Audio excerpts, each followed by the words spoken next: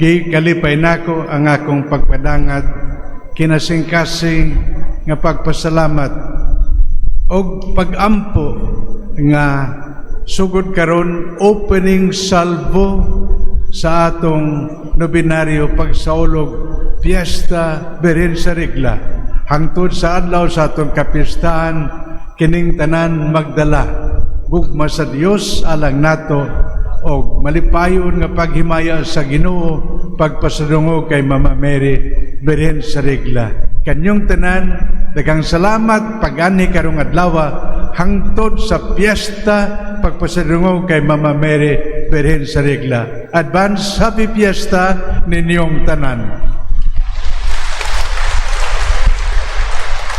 Nagpasalamat ako kay Father Ben Biroy sa iyang imbitasyon nako paghalad nining misa. Pero ang yuon ko kamo kung doon na kita'y panahon hatagan nato mga nobinaryo og labi na pagsaulog piyesta nga ang atong Senior Arcebispo mo'y magmisa sa Pontifical Mass. Karong adlaw gikalipay nako nga maghalad nining misa uban sa atong kaparian, uban sa atong amahan inahan sa atong syudad, the Honorable Congressman Aung Chan, of course, hindi Chan atong mayor, o kamong tanan linibo nga mga tawo dinhi sa atong Archdiocesan Shrine. Og nasiguro ko nga daghan pang maminaw sa broadcast nining atong misa. Salamat sa Dios nining kusog nga pagtuo og gusto nako tanawon kining atong panagtigom okasyon aron akong pasalamatan ang atong kaigsunan MSM Missionaries of the Sacred Heart nga mga kaparian tungod sa ilang kakugi og mga pamaagi aron labi pang magtubo maglambo ang atong debosyon kay Mama Mary Birhen sa Regla dinhi sa Lapu-Lapu sa atong Archdiocesan Shrine. Ang akong pagpasalamat, akong congratulations sa daghang mga improvements.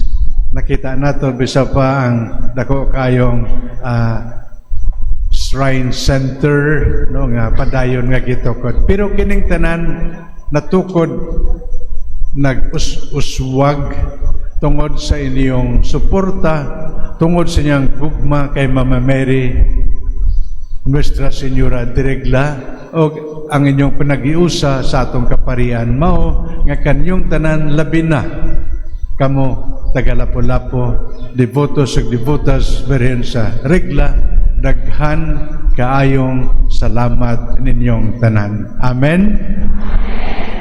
Mga hinigugma, karong tuiga special sa kalendaryo sa simbahan. Kay nga naman, kay gitawag nato Jubilee Year. Every 25 years, gisaulog sa simbahan, Year of Grace and Favor. Makinamdam kita, Year 2000, Jubilee Year. Karon 2025. O karon mismo, pangandoy nato, another great Jubilee. 2033. Kahapon lamang dito may sa evangelization program Jubilee 2033. Nga naman, sa tuig 2033 sa ulogon sa tibuok kalibutan o simbahan ing ika-200 nga anibersaryo paghalad ni Kristo sa iyang kaugalingon sa cross, iyang kamatay. 33, no? Sa to. Yan. 2033, another great jubilee. Gisay-say, nako ko'y kaloy sa Dios, hatagan kita, mas taas pang kinabuhi, mas labi na to masaulog, kining jubilee nga buti pasabot, year of grace, grasya, kinabuhing Diyos nun, o kaayo sa Ginoo alang natong tanan. Amen? Mga kaigsunan, karon kung inyo nakita sa atong programa, no? Karong Year of the Great Jubilee, dunay lain-laing tema, pero kining tanan pagpakita sa kapugusan sa atong tema, Jubilee Year of Hope.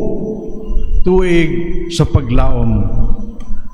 Birhen sa regla kauban sa hiniusang panaw nining tuig sa Jubileo sa paglaom. Nga buot ipasabot kita isip mga magtutuo, nagpanaw sa pagtuo. Gipahinumdum kita nga kining panaw nato nga dinhi nining kalibutan. Pero kung hunaon, uban nato sa pagpanaw dili lamang kita. We do not walk alone. Doon na pa'y daghan nga nauna sa aton o kini sila mga santos. Amen. Kung sa panaw nauna sila, nasunod kita nila. No? Pero hiniusang panaw, kitang tanan sana all, no? Nagpanaw o nagtinabangay nining panaw aron kauman nining panaw unta gugma sa Dios kinang tanan magkatigom sa imaya sa Dios amahan natong tanan. Amen. Mga kaigsunan, ang tema karong tuiga na sentro sa lain-laing tema, pero kung tanawon kining tanan mga punto sa paglaom. Kay kung atong pamalandungan nangagi kita, lain-laing mga panahon sa pagsulay, panahon sa kasakit. Kahapon, uban kami ni Archbishop Abet Oy. Matod pa man ni Archbishop Joe, lisod man pamalandungan, masabtan. Pag-install nako, nag-retire na ikaw, sundan kusog nga linog dito sa norte. Sayod kita, daghang mga simbahan na tumpag. Sayod kita sa mga pamalay nga natumpag, mga karsada nga nagliki o mga kinabuhi nga gikuha. Wa pa gani makarehabilitate, ginsundan na makita bagyo. Sayod kita, mga balay nga naglupad, baha nga nagtumpag o nagdala daghang mga pamalay gihapon o kinabuhi nga nawa. Mga kaigsunan, ang akong punto mo kini, sa lain-laing tema gipahinumdum kita, this is an imperfect world. Og unta, simple nga pangagda alang natong tanan og pagpahinumdum. Mangagi man ang linog, mangagi man ang bagyo, mangagi man ang baha, dunay gihatag nato ang Ginoo gasa nga mas kusog kaysa linog, mas kusog kaysa bagyo, mas may kusog kaysa baha. Ano man ang atong pagtuo, ang atong pagsalig, ang atong paglaom sa Dios nga matumpag man ang mga buildings ug mga pamalay, pero padayon nga nagbarog kining atong pagtuo, padayon nga magsalig kita. Our faith is stronger than our fear. O kini gasa ni Lord nato. Ang atong pagsalig kay Senyor Santo Niño, ang atong pagsalig kay Mama Mary, di mawa. Mao kini ang maghatag nato kusog, padayon, bangon, barog, padayon sa panaw. Uban nato si Senyor Santo Niño, uban nato si Mama Mary. Amen. Unta, di kita mawadaan sa paglaom. Ang tema sa Jubilee Year, Journeying Together in Hope. Kining atong paglaom. Ngano nga naglaom kita? Kay mao kini ang atong pagsalig, pagtuo. Ano pa man ang matabo, nothing can ever separate us from the love of God. Neither death nor persecution nor calamities. sa tanang panahon, ano pa man, pinangga kita sa Ginoo, pinangga kita ni Mama Mary. Amen. Mga kaigsunan, kung atong tanawon kaning atong program 290th Patronal Fiesta Celebration sa Archdiocesan Shrine. Karong adlaw ang tema Maria, no, paglaom sa mga masakiton og himalatyon. Hope for the sick and the dying. Kung tanawon sunod nga mga tema, mao gihapon, no, mga pamalandong sa lain-laing mga pagsulay sa kinabuhi. Kung sa mga misteryo sa kasakit, kay sayod ka daw na panahon sa pagsulay, panahon sa kalipay. Ingon din sunod nga mga tema, hope for the abandoned og sinalikway, hope for the orphan and the widow, hope for the differently able, mga victims of injustice. Kining tanan, no, pamalandungan nato lain-laing adlaw sa nobina. Sa karon haliputay nga pamalandong timbang nga kung kita launta di nato gusto istoryahan, pero realidad sa kinabuhi, the sick and the dying. Pirmin ako kay pamalandungan dito pa ko sa Iloilo. One time ang akong mekaniko sa among sasakyan, miduol nako. Mingon sa, Father, ngano nga mao man kini ang matabo sa kinabuhi, no? Ilunggo gid biya, no? Ano man ingon niya, ma-celebrate kami sa akong misis 50 ka tuig. Di ano? Siya, ay Father, ano man, ako pala inom, pala hubog. Pero ang akong asawa nagmasakit, cirrhosis of the liver. Ha? Misteryo sa kinabuhi. Nag-guilty siya kaya siya pala inom. Yang asawa buutan. Yang asawa nagmasakit, cirrhosis of the liver. Kinsa man maka-explain. Imperfect world. Bisita ko sa akong padyente dito sa Mindanao. Ilunggo gihapon. Bishop, nga ang mauman kini ang kinabuhi, di ko ano, sadto bala, no? Gusto ko kin magkaon, namit nga pagkaon. Hindi ko kakaon kay wala ako inog bakal, no? Wa pampalit, no? Okay, kuno. Namit tani makaon mga kaldereta, no? mga masag, no? Mga namit nga pagkaon Valenciana, no? Sadto, no? Karon maayo ako negosyo di sa Mindanao. Hindi naman ako pagdugutan sa doktor magkaon, no? Kay namo naman ako masakit, no? Jesus. Ano man, no? Misteryo sa kinabuhi, no?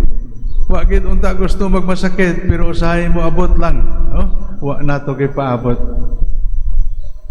Ning tumura unsa may Kristiyanong mensahe.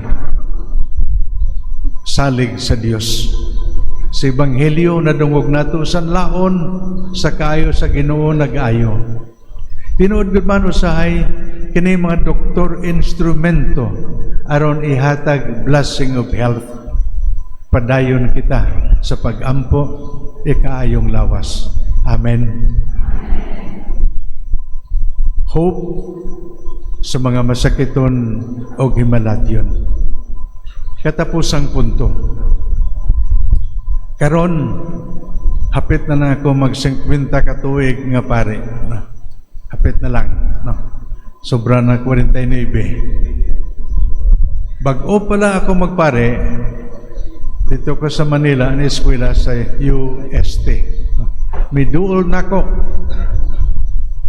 Nga, Father, pamisa unta, birthday. Okay. Ato kami. Na. Father, ang may birthday, bata. Okay. Pila edad? 11. Okay. No. Pag-abot na mo, ang bata, puwerte no, sakit kayo iya ulo. Ambot ano ito nga sakit. Igistorya na ko ang bata. Ano man imo na bate, dong. Ngunit, sakit kayo dre, no? Kung maglihok ba ko asip mabuak akong ula. Yung ko, to, di ko saysay nga nung kabata pa nimo magmasakit ikaw. Di mo ako kasaysay kung maayo ba ikaw o kung ano maimong kahimtang pari man ko di man ko doktor. Pero usa lagyud kabutang ang ako masulti. Natuo lagid ko nga dunay butang din ako masabtan. Pero natuo ako nga ang Dios nahigugman nato. Huna-huna ako say I ask the question or di na lang. Yet I said I have to ask the question. Ko, Jay, mangutana lagay ko. Feel free kung gusto mo tubagon o dili.